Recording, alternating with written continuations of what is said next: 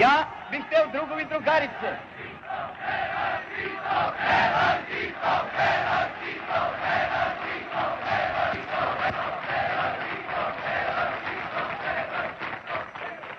Drugovi i drugarice, kad govorim o greškama rukovodećih ljudi, ja podrazumijevam tu i indirektnu odgovornost za ono što su drugi radili.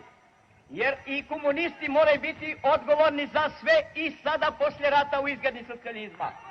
Nikada nije prestala.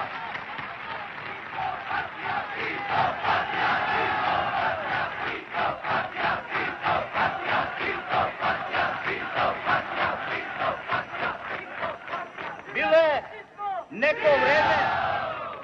neko vreme se bilo stalno mišljenje komunisti sada demokratija, decentralizacija i sada oni nemaju više tako ni pravo, ani dužnost da moraju da odgovaraju za razvoj, unutrašnji razvoj naše zemlje. To je pogrešno. Ponovno mi moramo stati na to da komunisti odgovaraju za razvitak socijalizma, a ko će drugi ako ne komunisti? Tako da mi sada pojedine mjere donosimo.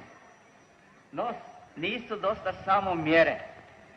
Potrebno je da svi naši radni ljudi, čitav kolektiv budno prati to sve. Da li neko ne izigrava te mjere? Da nam pomogne. Nisu dosta mjere. Treba će i ljudi menjati. Pa i na raznim rukovodstvima.